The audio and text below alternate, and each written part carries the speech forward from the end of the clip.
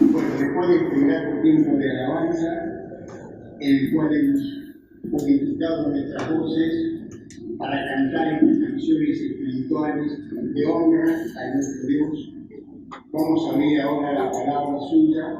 Hoy quiero hablarles sobre el propósito del sufrimiento. Ese va a ser el tema de nuestra mañana de hoy. Y les voy a leer en primer lugar lo que dice el libro de Job, capítulo 1, versículo 21. Dice: desnudo salí del vientre de mi madre, y desnudo volveré allá. Jehová dio y Jehová quitó, sea el nombre de Jehová bendito. El capítulo 14, verso 1 del mismo libro dice: el hombre nacido de mujer, corto de días y hastiado de sinsabores. Todos hemos sentido que la vida es corta y mucho que está hastiada de sinsabores.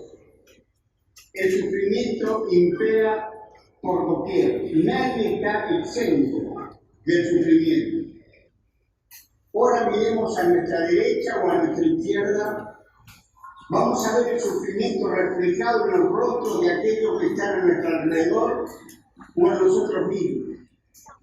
Sufre el pobre como el rico, el humilde como el orgulloso, el santo como el pecador. Hay sufrimiento causado por enfermedades, por reveses económicos, por malos entendimientos, por desastres naturales como terremotos, tsunamis, tornados, inundaciones devastadoras, incendios, etc. Está el sufrimiento de la joven esposa, quien está sumida en la más cruel desesperación al ver la conducta ansiosa de su compañero. Está el sufrimiento de la madre al ver la conducta de sus hijos adolescentes. ¿Cuánto ha hecho por ellos? Se ha desvivido para proporcionarle la mejor educación, pero ni sus consejos, ni sus ruegos, ni sus oraciones parecen dar resultado. Está el sufrimiento producido por la pérdida de seres queridos. Un día tenemos que separarnos. Reímos, lloramos, trabajamos, nos divertimos, pero un día tenemos que separarnos. Nos sentaremos a la mesa como en el día de ayer, pero el mensajero de la muerte estará acechando y producirá la inevitable separación. ¿Y qué diremos del sufrimiento que se manifiesta en las cárceles, en los hospitales, en las funerarias, que son el exponente más grande del sufrimiento humano? Hay grandes núcleos de población que sufren por causa de alimentos. Hay países que sufren por la tiranía de sus líderes. El apóstol Pablo, en Romanos capítulo 8, nos habla de esto diciendo, versículo 20, porque la creación fue sujetada a vanidad, no por su propia voluntad, sino por causa de que la sujetó en esperanza. Porque también la creación misma será libertada de la esclavitud de corrupción a la libertad gloriosa de los hijos de Dios. Porque sabemos que toda la creación gime a una, y a una está con dolores de parto hasta ahora. ¿Por qué hay tanto sufrimiento en esta vida? La Biblia nos enseña que el sufrimiento entró en el mundo como consecuencia del pecado. Es decir, que si no hubiera habido pecado, no hubiera existido el sufrimiento. Por supuesto que todo el sufrimiento no es resultado de un pecado, ni que las personas que sufren es porque no están llevando una vida honrada y decente. Este fue el error que cometieron los amigos de Job. Ellos pensaron correctamente que el sufrimiento es consecuencia del pecado, porque fue parte de la maldición que Dios pronunció cuando el hombre cayó. Pero cometieron el error de pensar que porque Job era un gran sufriente, era un gran pecador. Uno de sus amigos le dijo: conocerás entonces que Dios te ha castigado menos de lo que tu iniquidad mereces. La verdad del asunto es que muchos sufren no por sus pecados, sino por los pecados de otros. Hay esposas que sufren por la conducta viciosa de sus esposos. Hay hijos que sufren por la conducta de sus padres. Hay naciones que sufren por las malas decisiones de sus líderes. Sin embargo, hay sufrimiento producido por nuestros propios pecados. Cuando el apóstol Pablo le escribe a la iglesia de Corinto, dice que algunos de ellos, por participar indignamente de la cena del Señor, estaban enfermos, débiles, y otros habían muerto. Por otra parte, repito otra vez, que mientras todo el sufrimiento es resultado de un pecado, no es siempre el resultado de un pecado específico en la vida. Si tú estás sufriendo una enfermedad o alguna otra calamidad y has pedido perdón a Dios por tus pecados y has renunciado al pecado y continúas sufriendo, es porque Dios tiene un propósito muy grande para tu vida. Y ese propósito solamente puede ser aprendido en la escuela de la aflicción. La capacidad de un motor no se mide en el camino llano y fácil, sino en el sendero difícil de la jornada. La fortaleza de un árbol no se mide en el tiempo apacible de la primavera, sino en el medio de las fuertes ventiscas. El calibre de un equipo de fútbol no se mide compitiendo con un adversario inferior, sino con un equipo de altura. De igual manera, en la vida de las personas es necesario el sufrimiento para comprobar la ausencia o presencia de fortaleza, de valor, de dedicación. Los que por tiempo han trabajado con árboles madereros te podrán decir por el color de la llama al ser quemado el árbol mucho acerca del contenido químico y de la duración del árbol antes de ser quemado. Los experimentados trabajadores de metal pueden decir mucho del contenido de una pieza de metal cuando ésta es quemada. Si todo esto es cierto, también lo es que un individuo cuya vida es probada revele mucho en el tiempo de la prueba acerca de su fortaleza o debilidad. Sin embargo, siempre hay personas que no desean aceptar el sufrimiento como parte normal de la vida, aunque comprenden correctamente que las tempestades son parte de las alteraciones atmosféricas, que el invierno es parte de las estaciones, que la tragedia es parte del drama, son renuentes a reconocer que el sufrimiento, el dolor, son algo vital y normal en la persona, en un individuo.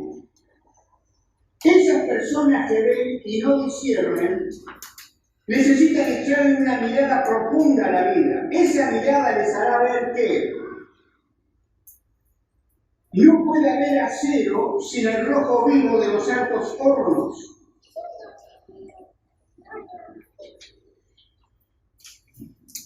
que no puede haber oro refinado sin el tormento del cincel. Hay algunas cosas en la vida que no llegarán a una persona y esa persona no podrá mostrarla al mundo si no es a través del sufrimiento. No nos cuesta trabajo entender por qué sufre el impío, el pecador, porque el camino de los escarnecedores es duro y todo lo que el hombre sembrare, eso también segará. El problema es por qué sufre un cristiano. ¿Por qué una persona que está llevando una vida santa, correcta, decente, tiene que sufrir? Hay algunas cosas que no entenderemos en esta vida. Como le dijo el Señor al apóstol Pedro, lo que yo hago tú no lo entiendes ahora, mas lo entenderás después. Sin embargo, la Biblia nos presenta 3 o 4 cosas para entender por qué sufre un cristiano. En primer lugar, el sufrimiento le da a Jesús una oportunidad de manifestar su gloria, su poder. En el capítulo 9 del Evangelio de Juan, se encuentra el relato de un hombre que nació ciego. Entonces los discípulos le preguntaron al Señor, ¿quién pecó, este o sus padres, para que haya nacido ciego? Como ven, ellos pensaban, como muchos en la actualidad, que la ceguera de ese hombre fue producida por su pecado o por los pecados de su padre. Pero el Señor le dijo, ni este pecó ni sus padres, sino para que la obra de Dios se manifieste en él. Esto no quiere decir que este hombre nunca había pecado, ni que sus padres eran inocentes. Lo que quiso dar a entender es que la ceguera de este hombre fue producida para darle a Jesús una oportunidad de manifestar su poder y su gloria. Lo mismo ocurrió en el caso de Lázaro. Cuando el Señor se enteró que su amigo Lázaro estaba enfermo, le dijo a sus discípulos, esta enfermedad no es para la muerte, sino para la gloria de Dios. Marta y María, las hermanas de Lázaro, al ver que el estado de salud de su hermano empeoraba, enviaron a comunicar esta triste noticia a Jesucristo, con la esperanza de que él vendría, dejaría todo para estar a su lado y evitar la muerte de su hermano. Pero cuando el Señor se enteró de la enfermedad de su amigo, se quedó 4 días más en el lugar donde estaba, esperando que Lázaro muriera. Entonces, cuando el Señor llegó a la casa enlutada por el duelo, se dirigió a la tumba donde estaba su amigo. Y con su voz poderosa, con esa voz con que dijo al principio, sea la luz, y fue la luz, dijo, Lázaro, ven fuera. Y al ver el milagro de la resurrección de Lázaro, muchos de aquellos judíos que habían venido para consolar a las hermanas, creyeron en él. Por supuesto que la enfermedad y el posterior deceso de Lázaro produjo gran dolor al corazón de sus hermanas, pero piensen en la gloria de Jesús. Muchos de aquellos hombres impenitentes, incrédulos, al ver el milagro, creyeron en Jesús. Sí, el sufrimiento se permite muchas veces por razones lógicas que algún día entenderemos. Y entre ellas se encuentran estas, que provean una plataforma sobre la cual la gloria y el poder de Dios puedan ser manifestados. ¿A cuánto de lo que sufren el Señor tendría que decirles hoy, en esta mañana, esta enfermedad no es para muerte, sino para gloria de Dios? Si todo lo que sufren pudieran unir estos 2 pasajes, el de la ceguera del hombre de Juan 9 y el de la enfermedad de Lázaro, sería mucho más fácil de sobrellevar las largas noches de dolor para dar a Jesús una oportunidad de manifestar su gloria. Cuando todo nos va bien en la vida, cuando hay salud, trabajo, familia, etc., el mundo no va a quedar muy impresionado de nuestro cristianismo. Despectivamente van a decir, ¿cómo no van a ser fieles a Dios si tienen todo lo que desean? Pero cuando las nubes de los sinsabores se derrama. Cuando el dolor es real y patente, y tú permaneces fiel al Señor, el mundo quedará impresionado y el nombre del Señor será glorificado. Sin el sufrimiento, el dolor, las pruebas son una magnífica oportunidad para que el nombre de nuestro Señor sea glorificado. Como pueden ver, el sufrimiento, el dolor y las pruebas son los rasgos materiales con los cuales puedes tejer un hermoso vestido para la gloria de Dios. Seguir a Cristo no significa que vamos a estar exentos del sufrimiento, pero Él nos dará el valor, el coraje para hacer de nuestro sufrimiento una oportunidad para que el nombre del Señor sea glorificado. En segundo lugar, el sufrimiento es una disciplina para hacernos santos.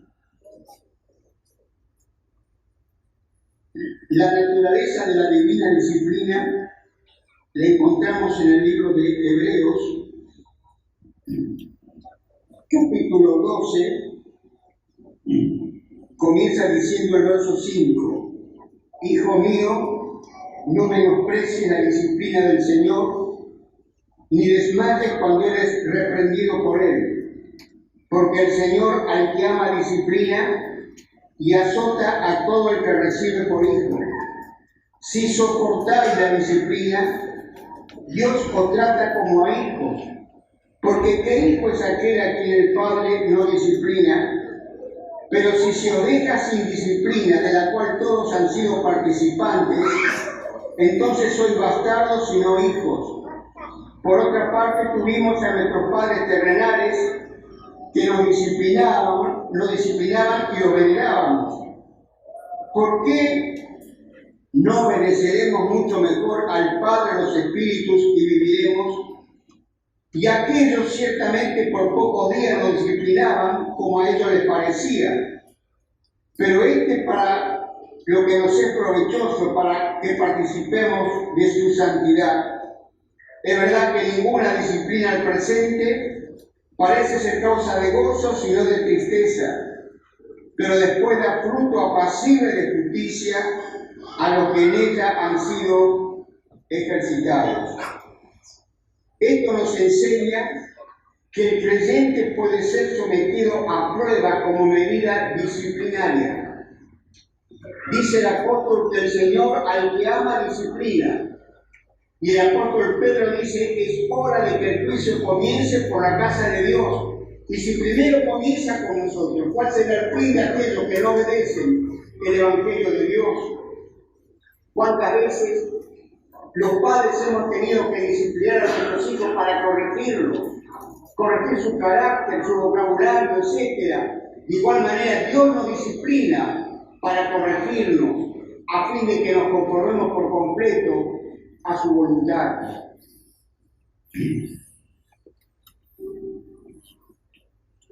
El profesor de música tiene un objetivo en cada escala que ordena. El sargento tiene un objetivo en cada método que utiliza.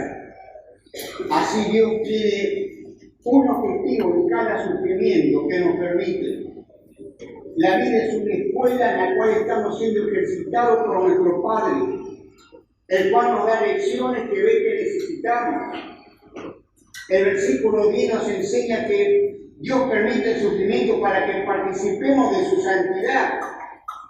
Este es el propósito fundamental de Dios para nosotros, que seamos santos. Y Él cumple su propósito de dos maneras. La primera es que voluntariamente nos entreguemos a Él, deseando hacer su voluntad. Y la segunda, si somos tercos y caprichosos, Él va a mandar el sufrimiento hasta que digamos, no mi voluntad, Señor, sino la tuya. Cuando disciplinamos a nuestros hijos, lo hacemos no porque los odiamos, sino porque queremos corregirlos. De igual manera, Dios nos disciplina para corregirnos, para que nos conformemos a su voluntad. hay lecciones que solamente se pueden aprender en la escuela del sufrimiento. A veces sufrimos para que Dios nos enseñe lecciones en cuanto a la oración. Dice el salmista David en el Salmo 50, versículo 15, invócame en el día de la angustia, te libraré y tú me honrarás. Esta fue la práctica de todos los santos que vemos en la Biblia. Fue lo que hizo Jacob cuando era perseguido por su hermano Esaú. Fue lo que hizo Ezequías cuando recibe la carta amenazadora del rey Sennacherib. Fue lo que hizo la iglesia cuando Pedro estaba en la cárcel. Fue lo que hizo el apóstol Pablo cuando fue echado en la cárcel. Hay un amigo que siempre está dispuesto a socorrernos cuando por nuestra parte le abrimos nuestro corazón. Es un amigo que cuando estuvo en la tierra simpatizó con los pobres, con los necesitados, con los desvalidos. Es un amigo que nos conoce perfectamente porque vivió 33 años en este mundo. Ese amigo es el Señor Jesucristo. Y el secreto de la felicidad consiste en abrirle siempre nuestro corazón. O si fuésemos como aquel cristiano negro que al ser perseguido decía, tengo que contárselo todo al Señor Jesucristo. Por pesada que sean las cruces que tengamos que llevar, la oración puede aligerarlas. Va a tener a nuestro lado a uno que nos ayudará a llevarlas. Cuando todas las perspectivas parezcan oscuras, la oración va a traer un rato de esperanza. Va a traer a uno que nos dirá, no te dejaré ni te desampararé. Cuando la muerte se arrebate a un ser querido y el futuro parezca lúgubre y negro, la oración va a traer consolación, va a traer a nuestro lado a uno que va a callar la tormenta de nuestra alma diciendo, calla, enmudece. ¿No es cierto que cuando todo va bien en la vida, le damos muy poca importancia a la oración? Parece como que si el Señor al decirnos, clama a mí y yo te responderé, nos hubiera impuesto una carga demasiado grande, pero viene la aflicción. Entonces sacamos a reducir ese recurso que en tiempo de bonanza tanto habíamos olvidado, la oración. A veces sufrimos para que el Señor pueda enseñarnos acerca de la humildad. La mayoría de nosotros tenemos la tendencia a considerarnos superior a los demás y secretamente decimos, Señor, te doy gracias porque no soy como fulano de tal. Pero viene la aflicción y quita el apoyo debajo nuestro, haciéndonos ver que al fin y al cabo somos como pobres gusanos de la tierra.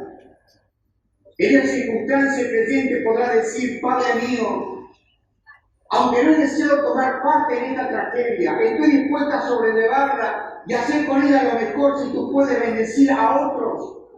Aunque me horrorice el pensamiento de la ceguera, de la sordera, de la cojera, estoy dispuesta a afrontar todas estas calamidades si tú puedes, a través de mi dolor, bendecir la vida de otros. Muchos de nosotros hemos visto a un violinista preparándose para tocar su instrumento. Aprieta las clavijas de la cuerda hasta que éstas se estiran al punto casi de romperse. Sabemos que esa tirantez es necesaria, porque si no, no puede seguir música exquisita del violín. Así también hay momentos cuando parece que las cuerdas de nuestra vida se estiran al punto de romperse.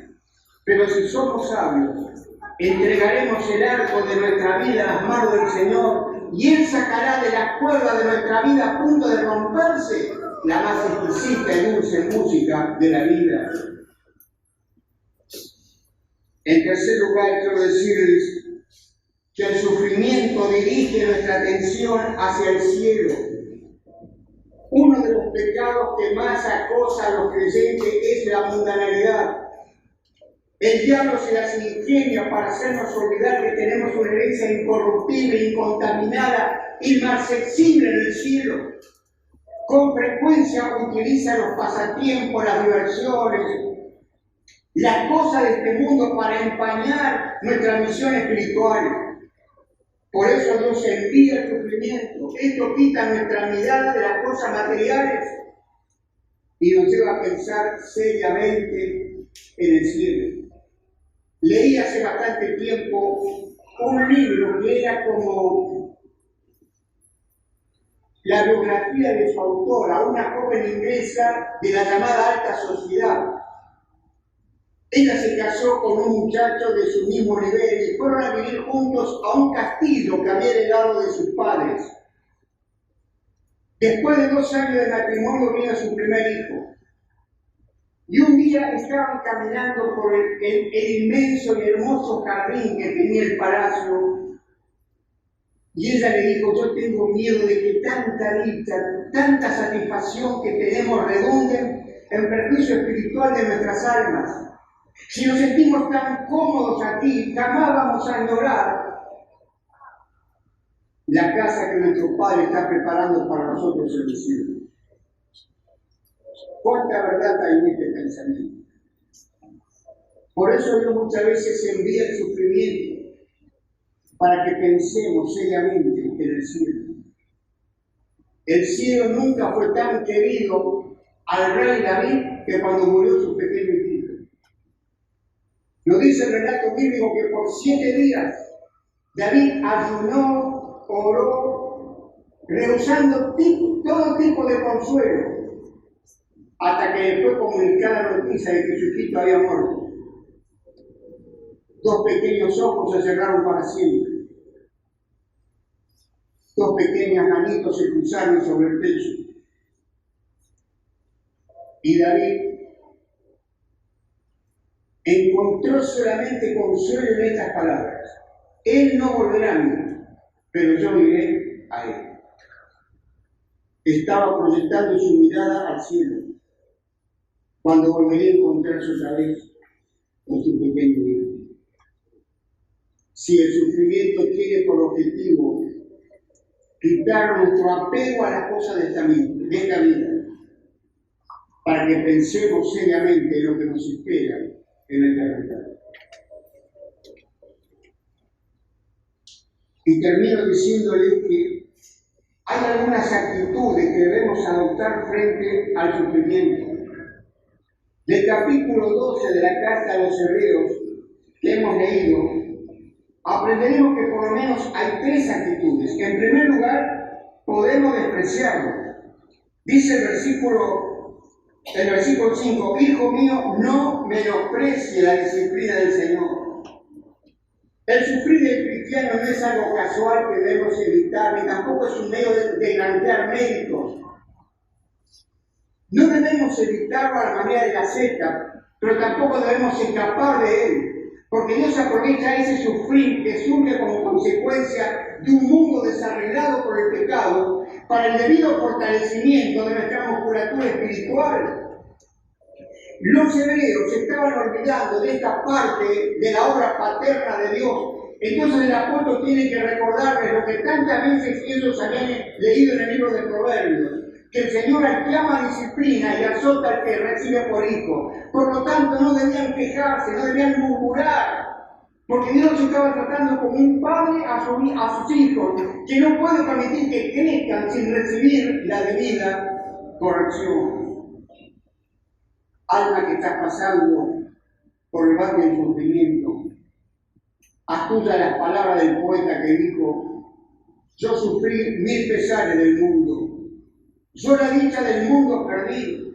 Era así mi llanto profundo, era inmenso el dolor que sufrí, pero luego en Jesús mi mirada, con amor entrañable fijé, hacia el alma quedó consolada, pues en él mi refugio al Señor. En segundo lugar, podemos soportar el sufrimiento. El versículo 7 dice: si soportáis la disciplina. Hay un gran número de cristianos que adoptan esta actitud. Dicen: bueno, no puedo hacer nada para evitar el sufrimiento actual, por lo tanto trataré de sobrellevarlo como verdadero hombre y mujer que soy. Por supuesto que esto es mucho mejor que quejarnos, que murmurar, pero no es el camino correcto de un hijo de Dios. Estando el apóstol Pablo y Silas en la ciudad de Filipos, fueron detenidos, azotados, encarcelados, sus pies fueron colocados al cepo, sus espaldas torreaban sangre por los latigazos recibidos, y en tan aflictivas condiciones, ellos no soportaron el sufrimiento, sino que cantaban himnos, canciones a Dios, glorificaron a Dios en medio del más cruel dolor. Y en tercer lugar, podemos ser ejercitados en el sufrimiento. El verso 11 dice: es verdad que ninguna disciplina al presente parece ser causa de gozo, sino de tristeza, pero después da fruto apacible de justicia a los que en ella han sido ejercitados. El creyente fiel admite las enseñanzas de este pasaje y de otros más y comprende que está en la escuela de Dios, que está siendo ejercitado por Dios para una vida de santidad. Entonces no va a perder tiempo en lamentaciones, en quejas, en murmuraciones, sino que a la par que echa sobre él su carga, tratará de aprender cada una de las lecciones que él le quiere enseñar. Es verdad que ninguna disciplina al presente parece ser causa de gozo, sino de tristeza. El dolor es real, el sufrimiento es patente. Sin embargo, se echa cual barro en las manos del alfarero, para que él sobre la rueda le dé la forma que convenga a su plan eterno. Un día bendito contemplaremos su rostro y le agradeceremos por cada noche de dolor, por cada espina que nos afligía, porque al igual que Jesús aprenderemos la obediencia a través del sufrimiento. Dios le permitió a Satanás atacar a Job con una enfermedad misteriosa que no le daba descanso de día y de noche. Sus hijos le fueron quitados, todas sus propiedades desaparecieron. Su esposa le reprochó y le dijo: maldice a Dios y muérete. Y Job dijo: aunque él me matara, en él esperaré. Esta es la fe que nos permite triunfar en medio de la fe. Mi hermano, mi hermana que está sufriendo hoy, levanta al cielo tu mirada de fe y contempla aquel paraíso de gloria donde ya no habrá más sufrimiento. No siempre habrá sufrimiento. Su promesa es clara hasta que apunte el día de las sombras.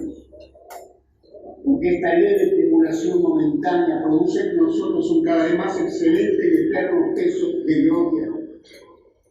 Viene la hermosa mañana, la mañana de la venida de Cristo, donde diremos adiós y para siempre al dolor, al sufrimiento, a las lágrimas, a las pruebas, y entraremos con un cuerpo perfecto a reinar con Jesucristo por los siglos de los siglos. Esa es nuestra esperanza. Entonces renovemos esa esperanza al comenzar este año. Renovemos nuestras fuerzas y sigamos adelante, no importa las circunstancias adversas que nos toca vivir. Sigamos adelante porque tenemos con nosotros al vencedor. Y si Cristo está en nosotros, la victoria es segura. Y Él nos va a permitir sobrellevar el dolor y el sufrimiento. Tal vez en mi obediencia haya alguna persona hoy que todavía no es de Cristo, que todavía no tiene a Dios en su corazón para hacer frente al dolor, al sufrimiento. Termino contándoles esta historia. Hace algunos años atrás, en la populosa ciudad de Nueva York, un joven sentía la vida en plenitud. Era joven, tenía salud, una joven esposa a quien adoraba y la dulce espera del fruto de su amor. Pero una noche, mientras las enfermeras entraban y salían de la sala de operaciones, su querida esposa murió, dejándole una hermosa bebé. La vida de su hijita había costado la vida de su compañera. Esa noche el atribulado esposo se dijo llorando: hoy la sombra del dolor borran de mi corazón la presencia de Dios. Poco tiempo después, dejando a su pequeño retoño con sus padres, partió rumbo a Corea. El propósito era que el drama de la guerra silenciara el drama íntimo de su atormentado corazón. 5 años estuvo en Asia. De vez en cuando recibía noticias de su hijita. Un 22 de diciembre recibió un telegrama que lo desmoronó. Su hijita había estado al borde de la muerte, afectada un ataque de poliomielitis o parálisis infantil. La ciencia pudo salvarle la vida, pero sus pequeñas piernitas quedaron afectadas para siempre. Aquel atribulado padre tomó el primer avión que partía para su patria. ¿Qué noche era aquella volando sobre el Pacífico? ¿Qué drama en el corazón de un hombre que tenía que enfrentarse cara a cara con el dolor sin conocer a Dios? Por fin la nave aérea llegó a la ciudad donde había pasado las horas más felices de su vida. Se dirigió a la casa de sus padres. Después de un momento de vacilación llamó. Su madre canosa salió a recibirle con un beso. Al entrar al comedor, 2 cosas amadas. Era un 24 de diciembre. A su derecha estaba el árbol de Navidad. Parecía una ironía. Y a su izquierda, su pequeña niña apoyada en un par de muletas. El padre la miró. Era largo el discurso que había preparado para alentarla, pero frente a frente con el dolor no pudo decir una sola palabra. ¿Qué podía decir un hombre que no conocía a Dios? Entonces su hijita mirándole le dijo: papá, no me mires así. Yo sé que si hoy no puedo caminar, tal vez pueda hacerlo mañana. ¿Sabe, papá? Lo que más me duele de tener mis piernas paralizadas es que ya no podría arrodillarme más junto a mi cama como lo hacía con mamá para pedirle a Dios que te cuide aquí en la guerra y a mamá en el cielo. El padre comenzó a llorar. Eran lágrimas de hombre. Y la hijita, mirándole con santa impertinencia, le dijo: papá, ¿no te da vergüenza llorar siendo tan grande, fuerte y militar? Además, yo no quiero que llores, porque hoy es Navidad. Pero el padre dijo: querida, déjame llorar, porque estas lágrimas son la evidencia de que esta noche, en medio del dolor, he vuelto a ver en tu fe a Dios. Y nos alejamos del escena, ya no nos pertenece. Y al pasar frente al cristal de la ventana vemos 2 hombres. Uno está de pie y la otra de rodillas. Es una pequeña niña que ya no podrá arrodillarse jamás, porque con la fuerza de su fe ha puesto de rodillas a su padre. Una historia sublime y real. El triunfo de la fe sobre el dolor, el triunfo de Dios sobre las sombras. Una historia que puede ser tuya en esta mañana, si de corazón resuelves pedir a Cristo para que entre en tu vida y te dé la fuerza y valor para sobrellevar el dolor y todas circunstancias adversas en tu vida. No quisieras en este momento tomar la gran decisión de permitir que el Salvador que murió en una cruz por tus pecados, que quiere perdonarte, quiere salvarte, quiere hacer de ti una nueva persona, entre a formar parte de tu vida para ser tu Salvador, tu Señor, tu amigo. Si tú lo quieres hacer, yo te invito a que allí donde estás, cierra tus ojos para no distraerte. Y eleva esta oración que yo voy a hacer por ti. Repita ahí donde estás cada una de las palabras de esta oración con la convicción de que si lo haces con fe, el Señor te perdonará, hará de ti una nueva criatura, entrará a formar parte de tu vida para enseñarte lecciones imborrables que harán de ti un hombre y una mujer de Dios. Dile a Jesucristo estas palabras: Señor Jesús, te doy gracias porque hoy hablaste en mi corazón. Me hiciste entender muchas cosas, pero sobre todo que te necesito en mi vida. Quiero que tú entres a formar parte de mi vida, que me perdones por todas las cosas malas que hice, que salves mi alma de la condenación, que me des esperanza de gloria y me des el poder para sobrellevar el dolor y toda circunstancia adversa que me toque en esta vida. Te entrego a ti mi vida, Señor. Sálvame, perdóname. Te lo pido en el nombre del Señor Jesús. Amén. Si alguno de ustedes ha orado conmigo así al Señor, al término de la reunión, te invito a que te acerques y me lo comuniques. Para mí será un placer enorme al saber que en medio nuestro ha habido personas que se arrepintieron entregando su vida a Jesús. Que Dios les bendiga y seguimos con la parte final de nuestra reunión.